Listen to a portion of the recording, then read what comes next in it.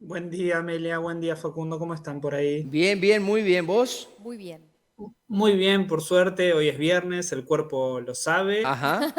Es Vamos verdad. con esta columna de pensar el cuerpo y hoy quería proponerles arrancar quizás no tan arriba como es viernes y el cuerpo lo sabe, sino preguntarles si alguna vez los discriminaron por algo. Ajá. Mm. Sí, seguramente Sí, sí. sí, sí, claro. Sí, Bien. totalmente. Cuestiones físicas, Sí. seguramente, ¿no? Me parece Color, que el exacto. color. Sí, sí, sí, sí. Las Mira, formas, hay algo ahí, no sé si... posturas, hablando de sí. cuerpos. Hay algo de lo que aparece muchas veces cuando aparece la discriminación, que es esa mezcla entre sentido común e ignorancia Sí. y que se percibe como un vacío, ¿no? O sea, como algo que no hay respuesta. Y arrancaba por preguntarles eso porque, bueno, en los últimos días sucedieron algunas cosas ligadas a ciertas discriminaciones y a una idea que se llama discriminación positiva que quería un poco dialogar con ustedes. En principio, hace poco más de una semana, las universidades de Estados Unidos dejaron de tener el requisito de la raza como un requisito de ingreso, que era algo que venía desde hace tiempo y que lo que procuraban era, mediante justamente tratar de identificar distintos grupos raciales, ver que minorías puedan acceder a las universidades porque si no, no llegaban. Y eso se le llamaba lo que se conoce como discriminación positiva o racismo positivo, que tiene que ver con, frente a las diversidades, cómo hacemos para reafirmar que grupos minoritarios puedan acceder a las universidades. Eso en Argentina no existe de esa manera, pero existe, por ejemplo, ligado al género. Estamos en épocas de elecciones y una de las cuestiones que tienen las elecciones en los últimos tiempos es la ley de paridad de género, en la cual, por ejemplo, tiene que haber candidatos varones y mujeres. Es un tipo de discriminación que se llama positiva. El problema es que muchas veces eso termina reafirmando la discriminación, ¿no? Les cuento un caso que vivencié. Yo viví 2 años en Brasil, en Belo Horizonte, y ahí se daba justo un cambio de una ley que había establecido Lula da Silva, de que había un 10% para personas negras, 10% para personas indígenas y 10% para personas pobres de poder acceder a la universidad, porque si no, no accedían. Pero eso lo que hacía en parte era que muchas personas estén en la universidad por pobres, negros o indígenas, o sea, una reafirmación Ujú. de su discriminación. Eso por suerte vino después el gobierno de Dilma y lo cambió de una manera muy inteligente para decir ya no un 30%, sino un 50% de personas que tienen que venir de la escuela pública. ¿Por qué? Porque en Brasil quienes van a la escuela pública, ¿quiénes son? Negros, pobres e indígenas. Y entonces ahí se pensó desde otro lado esta cuestión. Todo esto lo traigo porque en Argentina vivimos generalmente algunos casos de discriminación que llamamos positiva y que a mí me parece importante pensar para pensar los cuerpos en la actualidad. Ujú. Quiero decir, por ejemplo, nosotros usamos muchas veces el apelo negro, che, negro, como Ujú. una cuestión positiva, o hasta a veces hablamos, ¿no? Negro no de piel, sino negro de mentalidad, negro de cabeza, que son discriminaciones profundas y fuertes. De hecho, hoy nos amanecimos con los dichos de uno de los candidatos, Rinaldi, uno de los candidatos por Juntos por el Cambio, diciendo, bueno, yo discriminé, pero eso era parte de una performance de cómica y entonces uno puede hacer chiste con esas cosas. Bueno, ¿hasta qué punto uno puede hacer chiste justamente con esas cuestiones? Todo esto viene de larga data, no es algo nuevo pensar el cuerpo. El problema es que muchas veces el físico nos define a nosotros, o que muchas veces las personas piensan que por el color de piel o por la manera de hablar o por la religión y a partir de ahí hay un conjunto de sentidos comunes que se aparecen.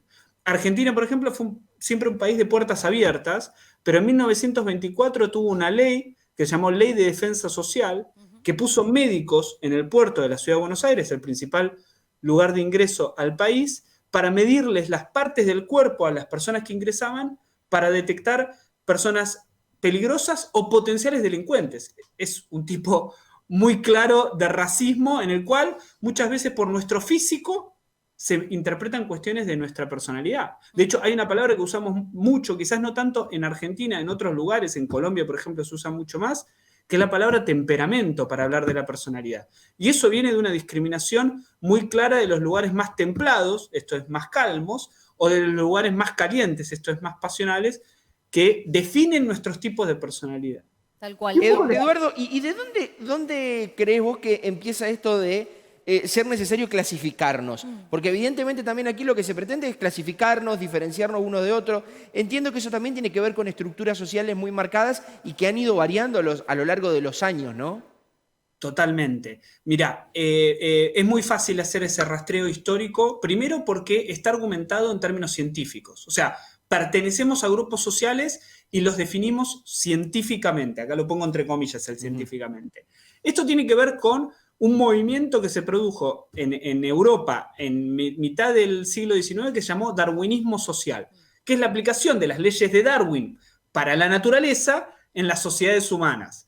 Y si hay razas en el mundo animal, lo tiene que haber en el mundo humano.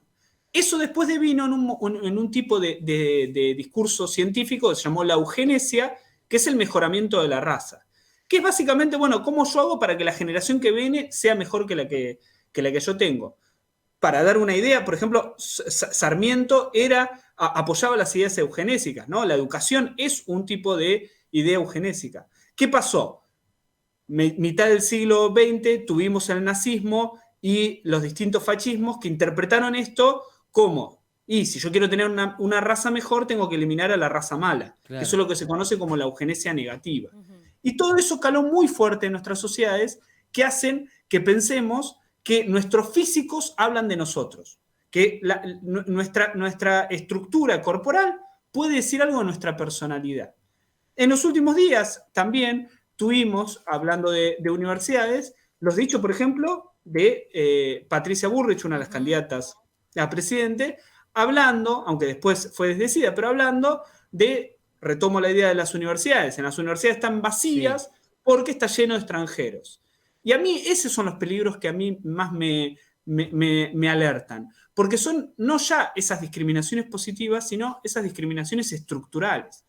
Lo primero que preguntaría es, ¿y qué problema hay que las universidades están llenas de extranjeros? Claro. Uno me podría decir, bueno, usan recursos económicos nuestros. Ya está demostrado por todos lados, cualquier persona que lo busque lo va a encontrar, de que una persona que viene del extranjero a estudiar acá trae más dinero del que se lleva. Así que eso, no, el criterio económico no está. El problema ahí también es el lenguaje, ¿no? Las universidades están vacías. También en esa misma frase dice, la escuela secundaria es un cementerio en el cual los jóvenes y las jóvenes no acceden a la universidad.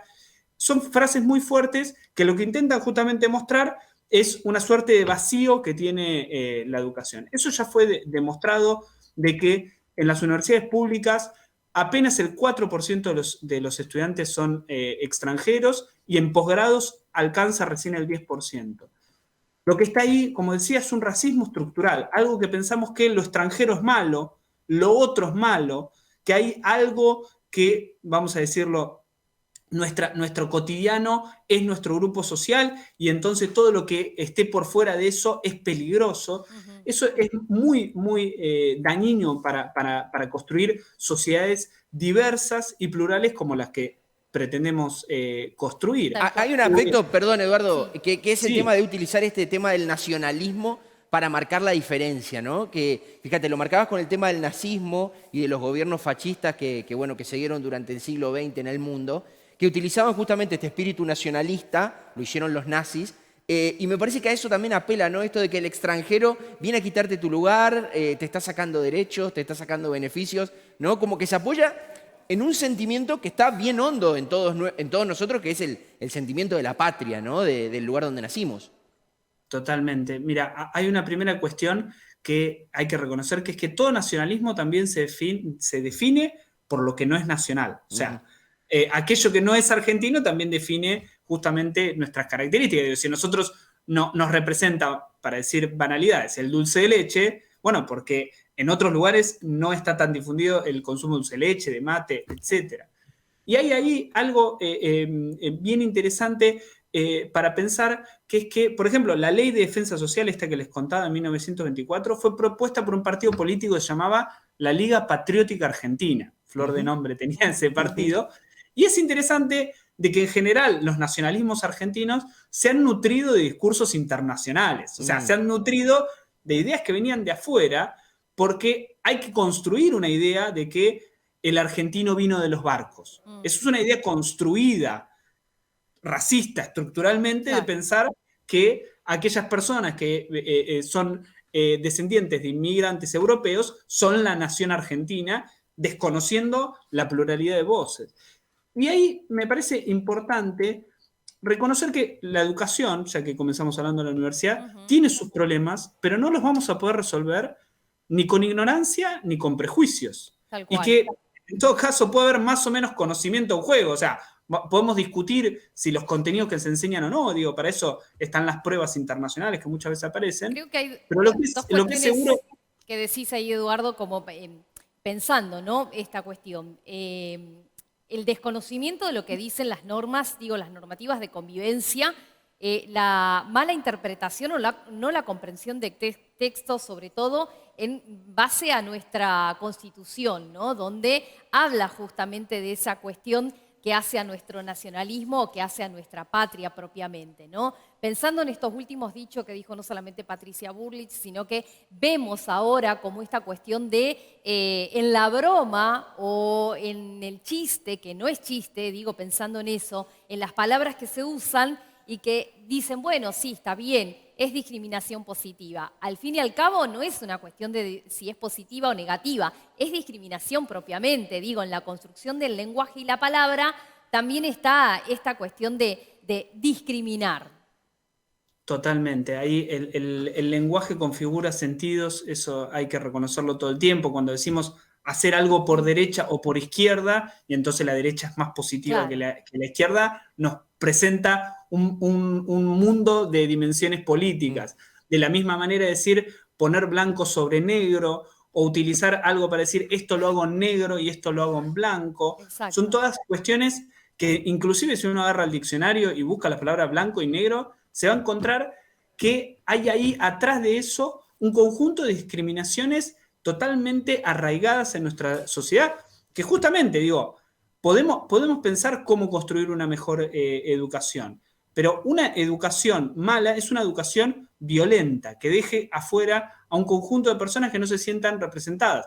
Hace unas columnas atrás hablamos, por ejemplo, de todo lo que tiene que ver con el blackface, que es ese ritual de pintar con corcho quemado una persona para representar a alguien, una persona de tez oscura. Claro. Son todas discriminaciones arraigadas que la educación justamente tiene que ser el mecanismo para desterrar, y justamente es con educación y con datos certeros que podemos revertir los problemas que la educación tiene, y no son justamente que venga o no venga alguien de afuera a estudiar. Y en todo caso, el principal derecho que deberíamos cuidar como argentinos es que la educación es un derecho para quien quiera. Tal cual. Eduardo, un placer como siempre, como cada viernes. Nos quedaríamos mucho tiempo charlando de eso, ¿no? Y aprendiendo sobre todo a deconstruir, justamente para eso es esta columna, empezar a pensar y llevar en materia de agenda educativa estos temas que tienen que ver con lo que nos pasa y nos atraviesa. Así es que gracias. Gracias, buen fin de Eduardo. Gracias a ustedes, un gusto. Hasta luego.